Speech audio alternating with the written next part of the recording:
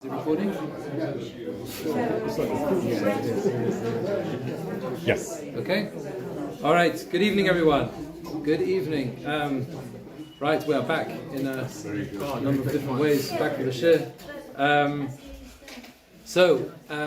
Parshas Mishpatim. We're going to look at Mishpatim in the context of personal responsibility, and particularly how Mishpatim is a continuation and how it relates directly to the Ten Commandments, the Aseret HaDivrot, which of course was the focus of last week's Parsha. What is interesting about this Parsha, Rav Soloveitchik points out that in Europe, this was known as the Shabbat of Torah Sheba'al Peh. This was known as the Shabbos of Torah Sheba'al Peh, of the oral law. And what he meant by that was, in Europe, shuls were often labeled by different groups of people. So you would have the Chevras Mikra, for example. The Chevra Mikra, those who were involved in learning Torah. And there were others who were, there's the Chevras Lomdei Mishnayos, those who learned Mishnah. And sometimes you had shuls that were labeled by professions. You could have a Chevra that were involved in a particular group and whatever. Numerous examples. That was the shul. They had a shul because the Chevra who came to that shul, they were associated, that was their place of worship as well as what they did and what they were engaged in and involved in. Of course, we have the remnant of that today in the Chevra Kadisha. The Chevra is a very significant word. In fact, the Chevras Lomdei Mishnayos shul was the last remaining and still standing to this day shul in Auschwitz, which is the town next to Auschwitz. There's a shul there which has been refurbished, and that was the shul of the Chevra Lomdei Mishnayos. That was what the original name of the shul was, the Chevra of those who learn Mishnah. But this Shabbat was the Shabbat of the Chevras Shas.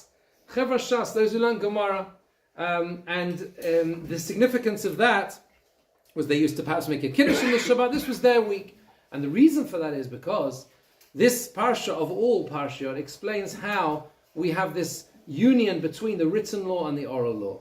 That's what this Parsha is about. It is the code of civil law. And the fact that the civil law itself carries such deep religious significance, there is more Gemara on this Parsha than any other Parsha in the Torah by a long way. Most of Nazikin, the laws of damages, right? The fourth section of the Mishnah is based around the verses in this week's Parsha, many other elements as well from different areas of the Gemara. And the key point, says Rav Soloveitchik, is that the belief system we have is that civil laws have religious significance. That's the key point. It is, and in that way, it is deliberately, and we'll see how, an interpretation of the Ten Commandments of the Aseret HaDibros. Now, the closest parsha to this one, in that sense, is Kedoshim. Okay, because Kedoshim has a number of parallel laws to Mishpatim, and Kedoshim is a very interesting parsha as well, particularly its placement as the center point. Or as Sachs makes this point, it's the center point of Sefer Vayikra, which of course is also the middle book of the Torah itself. So you have that kind of almost like middle parsha in the whole Torah of Kedoshim Tiyu, you shall be holy. But there's a difference. Although a number of the laws do parallel each other, in Kedoshim the laws are primarily moral. That's what they are, moral. They are moral laws. Here it is different. Here, these rules are monetary, they are civil laws. That's what it is, a civil code. And therefore, here, it is so tempting to say, well, of course, we need to know what happens if an ox gores. We need to know what happens if you lend money to someone and how you have to, the rules around repayment. We need to know what happens if you are a shomer chinam or a shomer sachar, if you are an unpaid guardian or a paid guardian. All of these things we need to know because a society cannot function without that. So what makes it religious? What makes it religious? And that's what we need to understand through this shir. What makes it part of the Torah in the sense that it uplifts us morally and spiritually and helps us grow and become better people? The fact that I know I have to repay a debt. What does that do? How does this work? Rav Hirsch says that there's no word in Hebrew for religion. You know that? There's no word in Hebrew for religion or religious. Yes, there is the word dat. There is the word dat, but dat doesn't mean religious. In Hebrew, in modern Hebrew, we tend to use it in that way. So someone who is religious in Hebrew, in Ivrit, they're called dati, right? Because there is no better word. But the word doesn't mean religious. That word means law, right? Someone who observes the law. Religion, and the word religious is really not a Jewish term. Because what it does is it relegates different parts of life to different jurisdictions.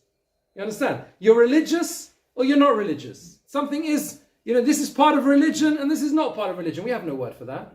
Because every single aspect of our lives, we are commanded to bring into our faith and to bring our faith into it. So a person may be dati in the sense that they observe the law. Jews do all sorts of things. Some are more observant than others. That is not the same as what Judaism itself aspires us to be.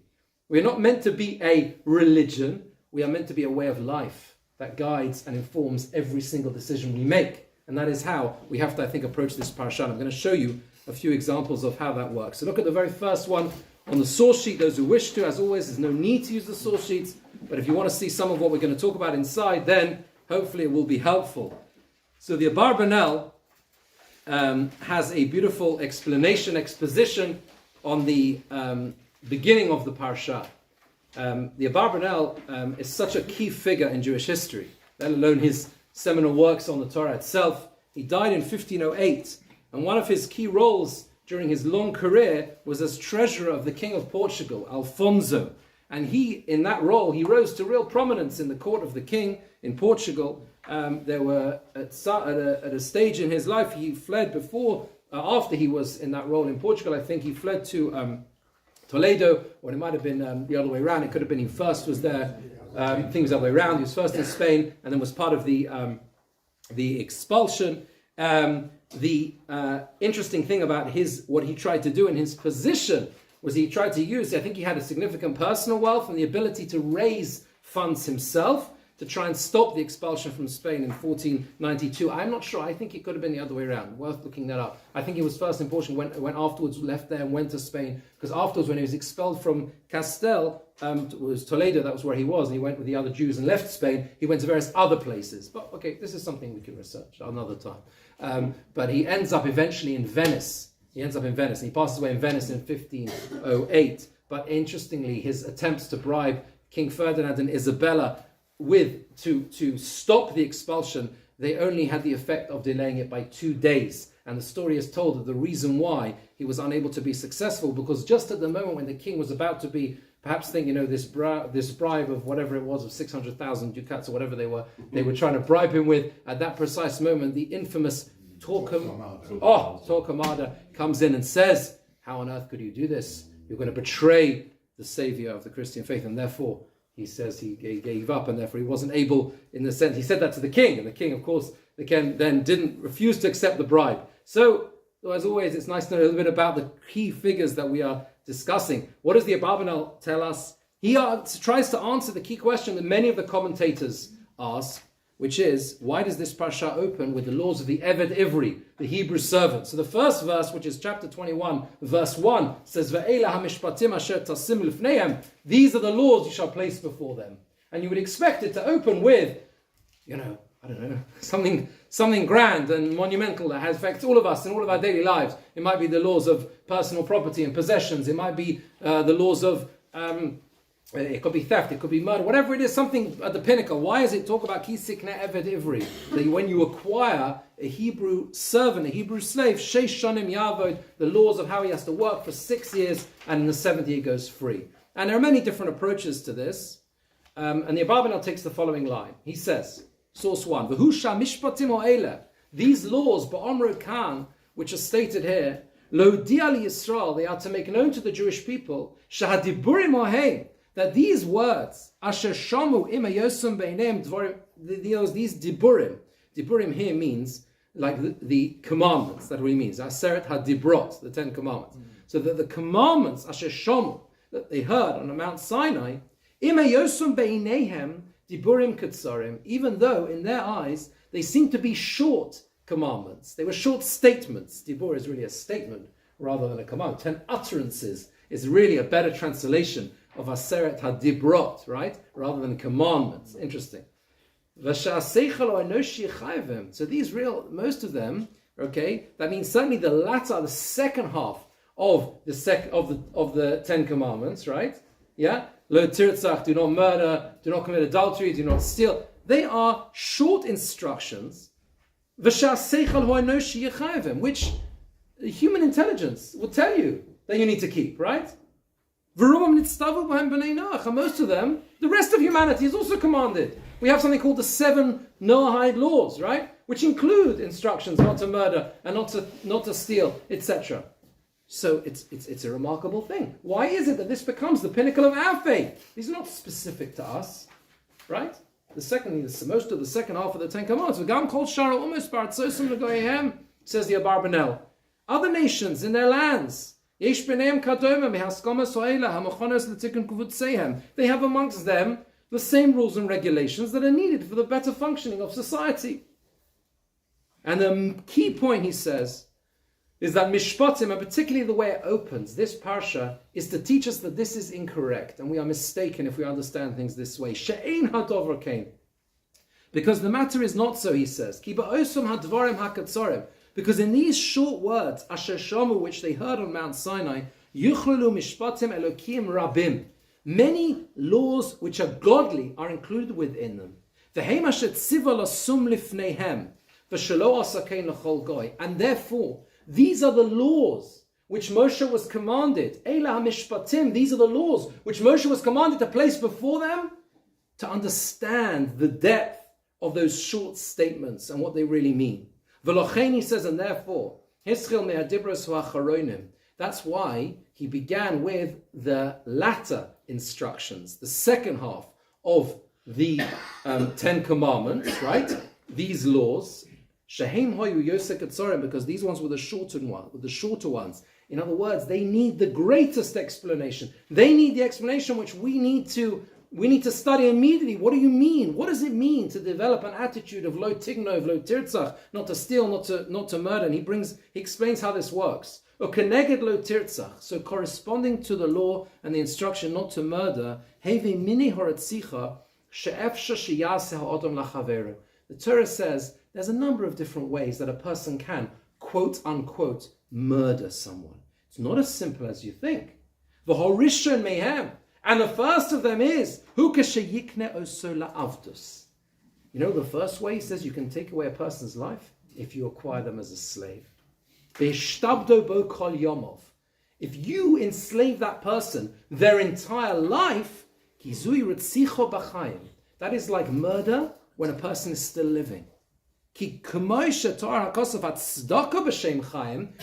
the Torah, tzedakah is considered life. You give life to someone, right? Your brother shall live with you. That's the way the Torah phrases the mitzvah of giving tzedakah. Your brother should ensure that your brother lives with you. Because if you sustain a person, you give charity to them, you support them, you give them life.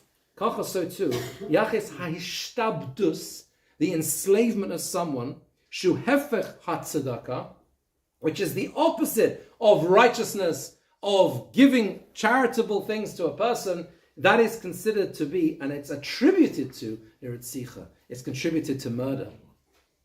This is a very powerful statement here. Because the Torah is telling us there are situations and circumstances when a person would be sold as a Hebrew servant. Most prominent amongst them, if they're unable to repay a debt. This is a way of repaying the debt that they owe. If they steal and they can't repay the debt. We know there are grounds when a person would be sold. But the key idea, and he says the message and the link to the 10 Commandments, is the Torah says, lo tirtzach, do not murder. And if you remove the person's freedom forever, because remember the first instruction is what? When you acquire a servant, sheish shanim ya'avod, 6 years and no more. And he goes free in the 7th year and the Shemitah year, right? And the message is, if you would enslave a person without end, whatever they've done, what's going to happen? That's like you're remove their freedom is like removing their life. What a powerful message. The idea being that we need the Mishpatim. You heard me.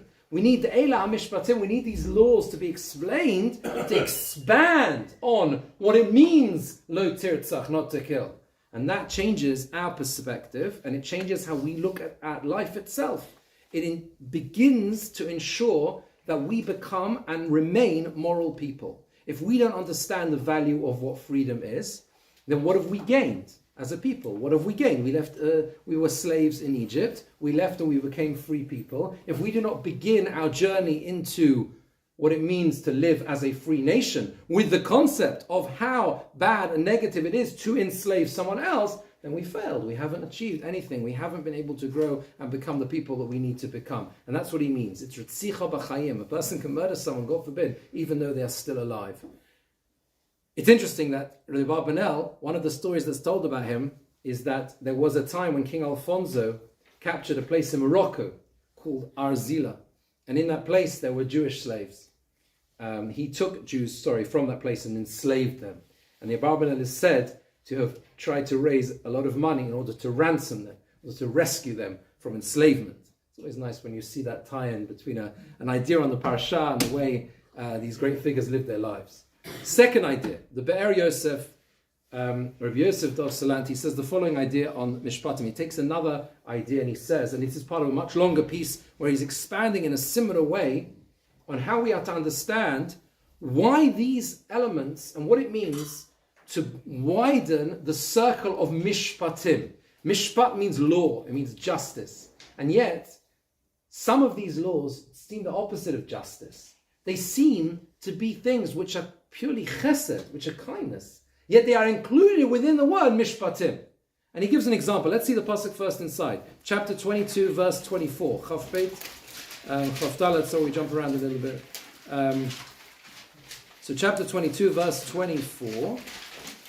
You have the instruction of the mitzvah, Im kesef talveh esami, right? If you lend money to my people, if you lend money, Rashi says it's when, because this is a mitzvah. Even though it's an im, it's if, but it's when. Im kesef talveh esami, when you lend money to my people, es he'ani imoch, to the pauper with you, lo sia lo kenosha, you should not appear to him like a creditor, lo simon lov neshech, and what you cannot do is charge interest for the loan. So a number of different elements here. Mitzvah of lending money, who you lend the money to, your attitude in terms of how you obtain repayment of that debt, the way you behaving like a creditor, whatever that means, you put a lot of pressure on the person to pay back even when you know they don't have money, and there are rules around this. And finally, of course, not to charge interest. Now let's see what the Be'er Yosef says on that. So it's the right-hand column in the second source. He says, Kumo Kain, and similarly, Be'inyan mitzvah salvoas kesef lachavero, the mitzvah of lending money to someone else, shekafi anohog ba'olam, as it is in the world, regilim la'alvos yoseh le'ish amid min ish ani. It's often the case that people normally, will lend to a person who has means, a wealthier person, than a person who is impoverished. So he knows he's going to get paid back. People are much more comfortable with lending money to someone who is wealthy than someone who is poor, because I'm more likely to get my money back. And when the time to get your debt back comes along and he hasn't yet paid, that's the point when you take some sort of guarantee for a pledge or something that if you haven't, to ensure that he actually pays back. If you haven't yet paid back, I'm going to take something from your house. Or he sells the property of the borrower until he claims back the debt. Ulam, he says, however, lo keinu din haTorah. This is not how the Torah sets out the law. Because it's a mitzvah to lend a pauper before one lends someone who is wealthy. That is the mitzvah. The mitzvah is, it says, and he brings a Gemara of Mitzvah, Oni va'asher, Oni kodem. You have a choice. I can either lend someone who is poor or someone who is rich. Who should I lend? The answer is I lend the pauper. Because that's the mitzvah. Gam hisira Torah lo sia lo kenosha. The Torah also says, don't act like a creditor. Don't act like a creditor. And he brings, we don't have to do all of it inside, but he brings various sources that explain what that means. That a person is not allowed to exert undue influence on the person in order to force them to repay, or at least make them feel awful if they have no means to repay. Again, there are halachic rules and systems that one can and can't do in terms of reclaiming a debt. But the principles, we're looking at the principles here. Now skip to 1, 2, 3, 4, 5, 6, 7, 8, 9 lines from the bottom of the first column. V'chol ze nichnas begeder hamishpat v'shuras hadin. This is all, we define this as mishpat, as law, and it comes into the Beth Din, and the Dayanim have to address this and include this in their deliberations. Apart from the instructions that are given to individuals, right? This is the key point. Of course, we know you're supposed to behave in a certain way, and he brings psukim, you're supposed to, act in a way that is upright and moral as an individual, of course. But this is much more than that. Ve'ela ha-mishpatim. These are our laws. This is not just a requirement and guide for moral conduct, right? The optimum human being lives their lives in this upright and wonderful moral way, that lends money predominantly to those who have less money because they need it more, even if he knows he might not be paid back. We can all understand why that's a kind of moral and good way to live. For special people live that way. No. The Torah says, Ve'ela ha-mishpatim asher tasim lefneim. This goes in front of us. This goes in front of our dayanim. This is what we have to consider in our courts of law. This is all part of the way we are supposed to live. And he says, look at the last 3 lines in that first column, V'ho'umos and the nations of the world, k'sheyishmu dinim u'mishpatim ka'ela, when they would hear laws and rules like this, these words, im kesef, when you lend money, lend the money to a pauper, don't act like a creditor, right? You understand all of these rules that apply in this way. So they would yitzmu, they would be astonished. The Yeoman, they would say, Shekol eila einam klal begeder mishpat ki im tzedakah. They would say this is not mishpat, this is not justice, this is charity. This is the optimum way of living. But this is not mishpat, this is not law. For us it is law. I mean, to expand on this more, we don't have time to expand on this in more detail, but if you haven't read Rav Hertz's essay on Parashas Mishpatim at the back of the Hertz Chumash, it's really worthwhile reading it. It was it's of its time, in the sense that it was written, 1930s, right? No? So it is of its time, but he does this brilliant piece where he contrasts the laws of Mishpatim to the ancient Babylonian Hammurabi code, right? He contrasts, he says, look at the differences. Of course, ancient civilizations had systems of laws, but there are so many differences in the way the Torah sets out the laws we are meant to live our lives by.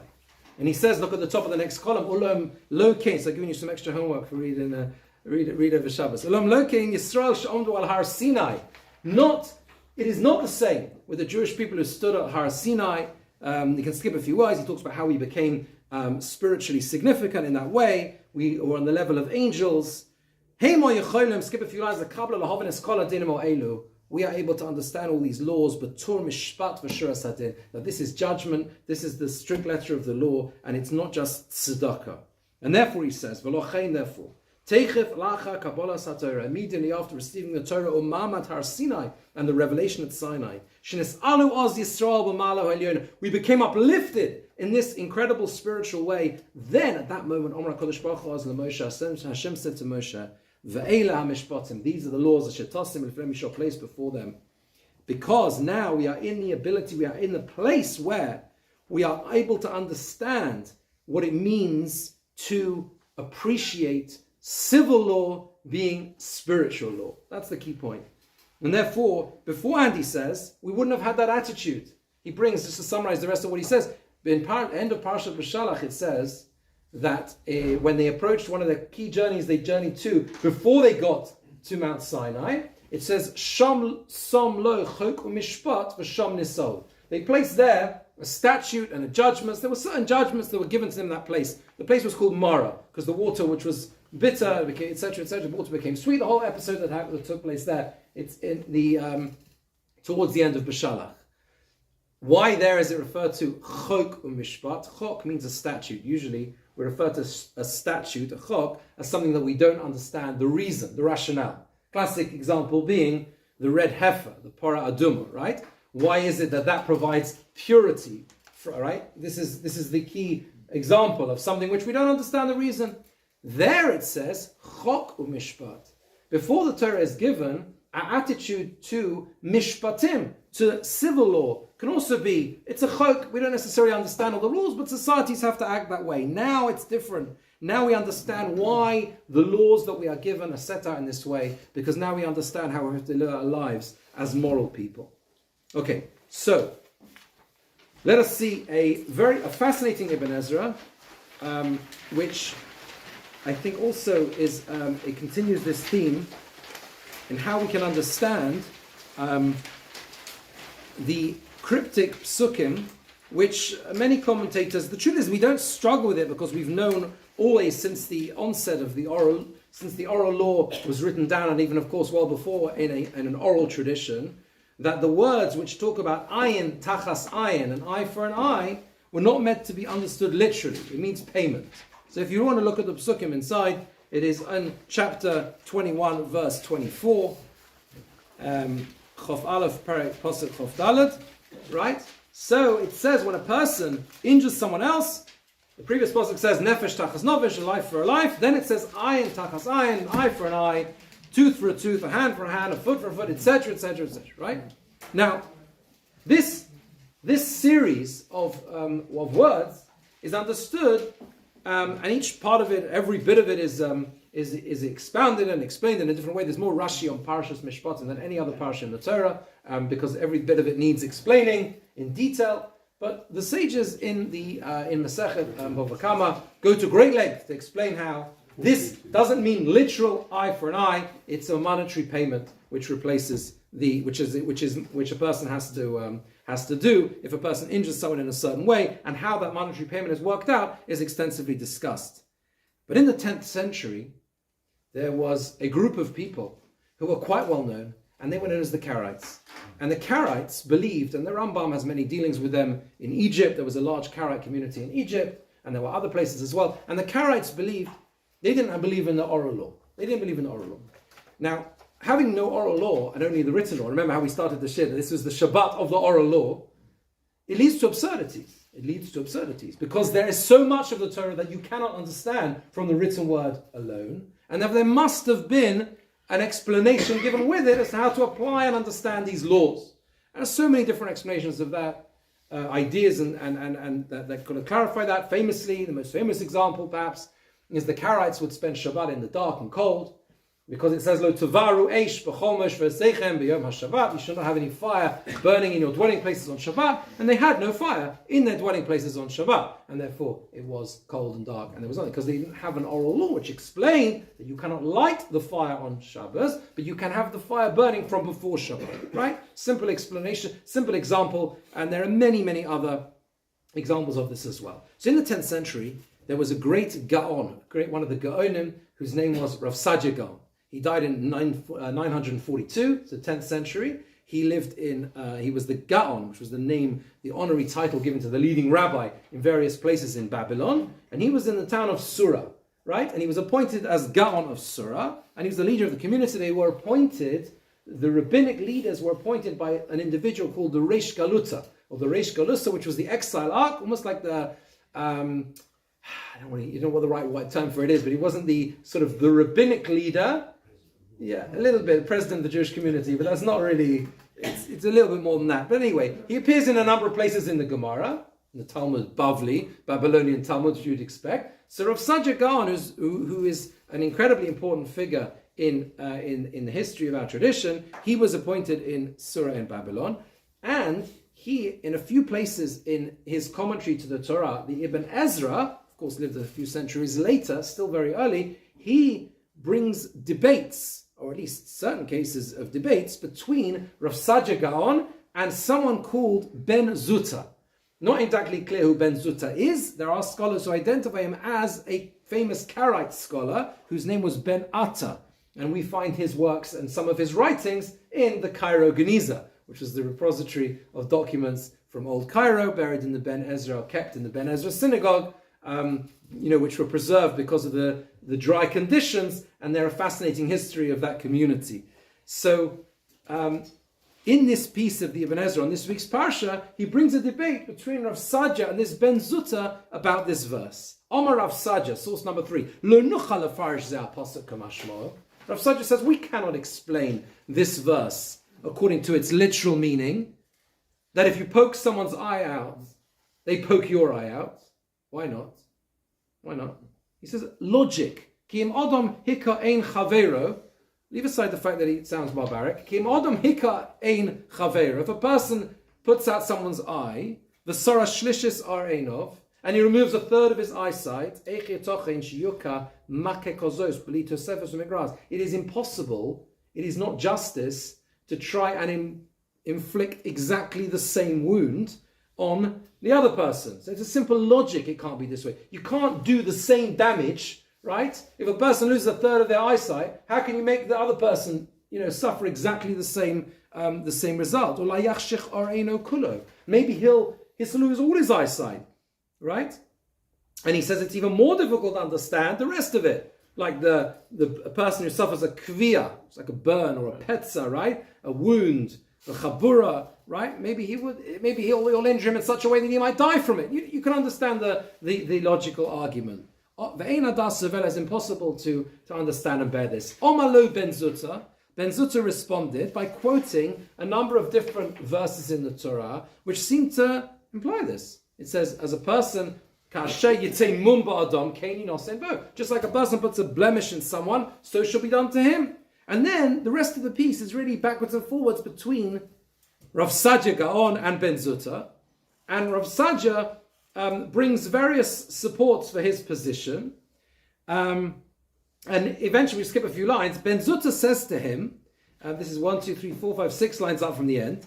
Im hoya hamake oni, if the person was a pauper, ma yiher onsho, what would be his penalty? What would be his punishment? How is he able to pay? If you're telling me, he says to Rav Sadia Gaon, that this means a monetary. Remember, the Ben Zutta is a Karaite scholar, so he's reading only the translation, literal translation. He says, if you're telling me it means money, what if the person has no money to repay? V'hagaon heishiv. The Gaon responded, Im iver ya'aver ein pikech ma yoselo, right? Im iver ya'aver ein pikech. If a blind man blinds a person who can see, ma yoselo, what will you do to him? He already can't see. So you can't, so this is the give and take between these two. It could be the pauper will end up getting more money, he might make some money, and then he'll be able to pay back. But the blind person will never be able to pay back. Vahaklal, he says, and the principle is as follows. Rav Sadia, who won the argument, it seems, said, Lo nuchal lefarish, it is impossible to explain al derech mitzvah satorah pirish sholem. It is impossible to explain the words of the Torah and the mitzvahs im lo nismach al divrei chazal, unless we rely on the words of our sages. This is the key point that the Ibn Ezra wants to bring out by bringing this debate between the Karaite scholar and Rav Sadia on Parshat Mishpatim. It is so fundamental. You could say, who cares what they're off the beaten track of mainstream Jewish practice. Why is he debating him? And why is the Ibn Ezra, in his commentary on the Chumash, want to bring this debate? Right? We know what we know, and we know there are others who might disagree, but we know what our tradition tells us. Why do we need to know more than that? And the answer is because we need to understand how to study the Torah. Just like we received the Torah from our ancestors, from the patriarchs, so too we receive the Torah Shabbat Peh. Ein hefresh beinehem. There is no daylight between the two. And this is a fundamental principle of Jewish belief and faith. It is included, as the Rambam tells us, Maimonides tells us, it is included in the fundamental principles of Jewish faith. To believe that the Torah was given on Mount Sinai, and that the definition of what was given is Torah Shebechsav and Torah Sheba'al Peh, the written and oral law. And that's what a person needs to believe. What does it therefore mean, an eye for an eye? That it would be fitting to be an eye for an eye if he didn't pay it back. The way to do it is to pay. But the reason why the Torah says eye for an eye is because that's how we need to view the situation. You understand? It's how we look at the significance and seriousness of harming another. Because if the Torah just said, right, if you knock out someone's eye, pay them a certain monetary damages, however you're going to evaluate that, that would not convey the depth of meaning of the seriousness of the offense. And that's why the Torah says an eye for an eye. Because of course that's what we have to understand. If it's money, why does the Torah not say that? And the answer is because the Torah is trying to teach us how to live a moral life, what it means to take, as the title of the shir, personal responsibility. And that can only be conveyed in this dramatic fashion. Are you with me? An eye for an eye. How do we value a person, another person, their possessions, their life? And these are the extreme examples of serious, what we call GBH, right? These are the serious examples of grievous bodily harm. But the message plays out from that to every other sphere. How is it that we are meant to inculcate within ourselves that attitude? Says the Torah, an eye for an eye, right? I'm going to give you another example. Jeffrey, I'm going to give you another example, okay? Chapter 21, verse 29. Look at this. So this is about the goring ox. And again, this is so important because it's easy to approach a Parsha of Mishpatim of like, okay, laws, now we've done the interesting stories, now we're on to the Lord. No, this is what we've been building up to. This is everything, right? This is everything. This is how we live our lives. Look what the Torah tells us. The Torah says,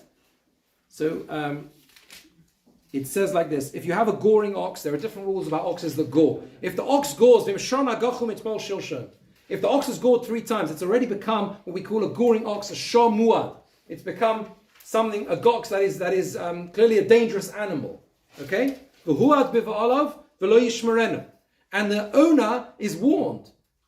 Keep that ox locked up. Don't let that ox out again. But he didn't do so. He didn't guard the animal. What happened? He got out and it killed a person or a man or a woman. What is the rule? It says, Hashar yisokel, the ox shall be stoned. Dramatic next 3 words. V'gam ba'alov yumas. And so the owner shall die. Wow. The owner shall die? For the animal causing damage? Says the next pasuk. Im kofer yeshas alav. If there is a payment of kofer, which was a payment to pay and value the loss of the life, however that's valued of the person who was killed, and there's ways of working that out. V'nosan pidyo nafsho. And he gives the redemption of his soul. He pays a monetary compensation for the loss of life that his animal caused. So if that payment is when that payment is worked out, he shall pay whatever needs to be paid as the agreement as made, as imposed upon him by the court of law, as is placed upon him. Now, Rashi tells us, as is the case we said before with im kesef talveh, if, when we said it doesn't mean if you lend, when you lend. There's a mitzvah to lend here as well. When the payment is imposed upon him.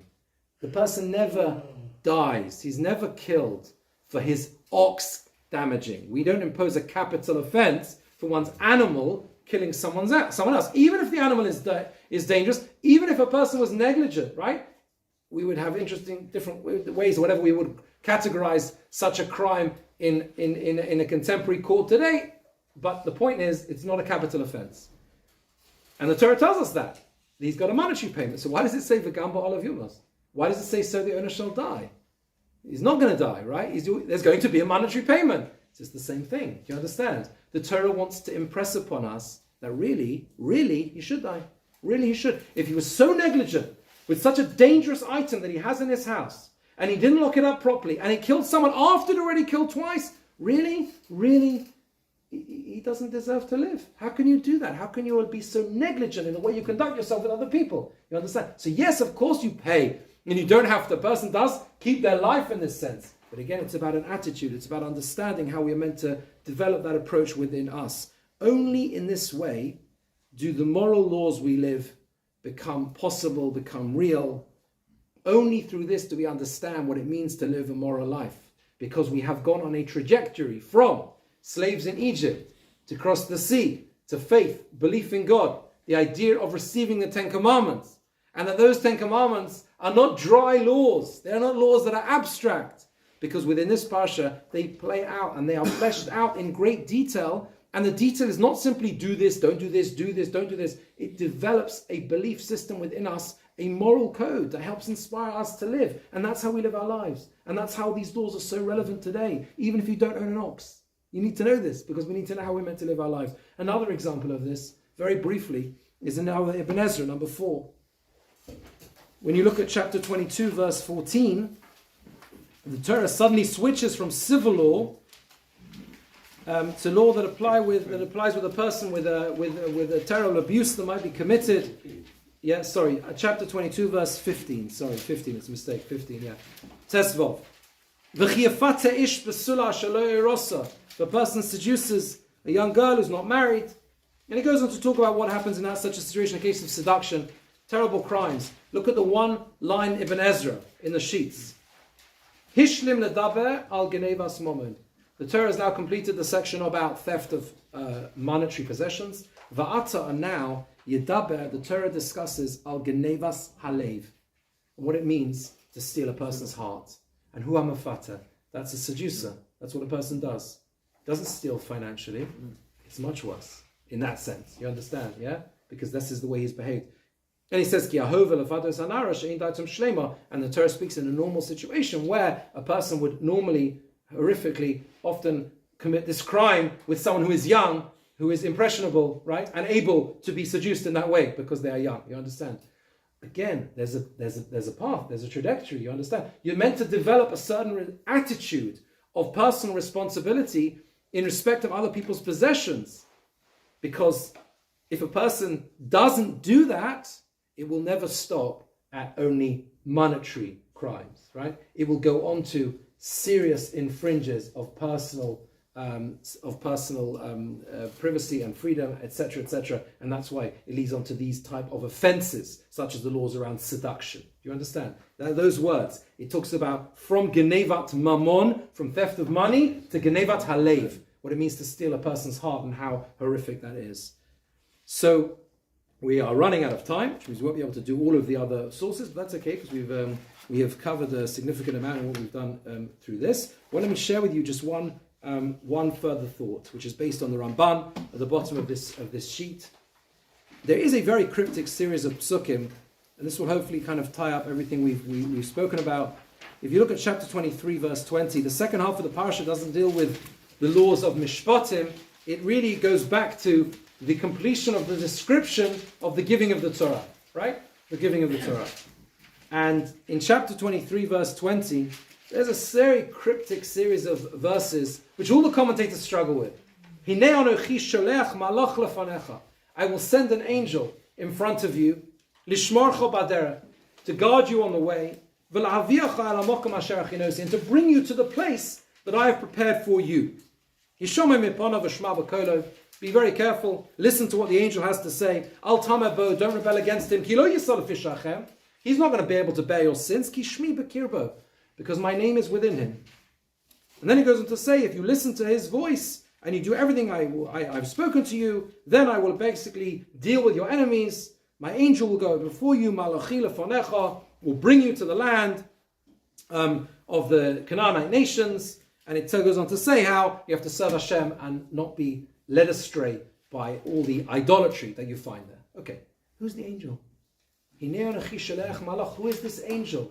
And the commentators all struggle with this. Who are we referring to? Who are we referring to? And Rashi says, and it's on the sheets of number 5, that they were informed here that they would sin in the future. They were going to sin. And the divine presence says, because of your sins, which sin? Which, this big sin in the book of Egel Azav, the golden calf, right? Because of the big sin, I realize I didn't come back to your question afterwards, but we'll talk afterwards. Sorry. Okay. Forgive me. So just go outside. So the Egel Azav, the golden calf, right? The golden calf, because they were going to sin, it says there later on, if you look in Parashas Ki Sisa, it says, because of what you've done, Hashem says, I'm not going to go in front of you, and I'm going to send an angel instead, so to speak, my emissary, to lead you. Ramban says, and asks on this Rashi, how could it possibly be referring to that? We know that if you look in Parashas Ki Sisa, what does Moshe do? He prays, and he says, no, if you won't lead us, Hashem, if you don't go before us, al ta'aleinu mizeh, we're not going any further. We need you, only you, Hashem, to lead us. Don't send an angel. And Hashem agreed. That which you said I will do. And if so, how is it possible to understand that this is referring to this angel? Because it doesn't happen that way. It doesn't transpire that way. So the Ramban says, look at the bottom of the page, the last paragraph on this page. The response, according to this opinion, is this was never fulfilled while Moshe was alive. Right? Because while Moshe was alive, they were on a certain level. It brings a number of verses that explain this. They had that distinction. But after Moshe Rabbeinu dies, that's when this angel was the one who was sent before them to lead them into the land in the days of Yehoshua. And we find, Vayi b'yos Yehoshua b'Yericho, there is a passage at the beginning of the book of Yehoshua, of Joshua, where he encounters an angel. Those in the Gemara, we learn this in the Gemara and Megillah. There's an angel who stands there, and he sees a man opposite him, and he's got an outstretched sword, and he says, "Who are you? Are you with us? Are you with our enemies?" And he says, "I've come now." He says, I am the Sar Tzavah Hashem, the officer of the army of Hashem, and Atzah Bos, he says, "Now I have come, and now I am here." And the Ramban goes on to explain this. The idea, it seems, according to the Ramban, and he explains this further in the rest of it, just how it is, what the role of that angel comes into play now, even though he wasn't there at the time of Moshe Rabbeinu. The Chizkuni says a similar thing. 13th century commentator, he says it's not an angel at all. He says it's Yehoshua. That's source 7. Va'al Yehoshua Ne'emar. This was about Joshua himself. He was the one who would be not the physical, not the angel. He was the physical manifestation. He was the agent of Hashem, so to speak, to lead the people into the land. But what perhaps is the idea that's being conveyed here is as follows. After this whole exposition of what it means to live a moral life and a moral code and the Mishpatim and how that is this is the manifestation of the Ten Commandments and what they are meant to be and meant us to live and how we're meant to live our lives. The Torah tells us, Hashem tells the people, there will be a time when you will not experience me at that level of closeness. There will be a time when you won't have me there to rely on. In terms of, Hashem is always reliable on, but in terms of seeing those open miracles, but Hashem says, I will still be there with you. Whoever I am sending as my agent, be it a malach, a literal angel in the time of Joshua, as the Ramban learns, be it the leader in a physical sense like Yehoshua himself, when you come to experience that, when you come to future times in your history, when you don't have those open miracles, you need to know and understand that the obligation on you to live your lives in this way does not diminish at all. It does not depend on you living your life in this spiritual lofty plane of desert travel, when you're surrounded by the clouds of glory and you see all these wonderful miracles and sea splitting and everything else. There'll be times when all you've got is an agent. It's an agent of mine. Maybe you've just got a leader. You've got to deal with the best you can. But the point is that it's still your responsibility to live your lives this way. And that's what it means to have personal responsibility. Right, just to, you were absolutely right. Abarbanel started in Portugal. There you are. I looked it up, but I was worried. Started in Portugal.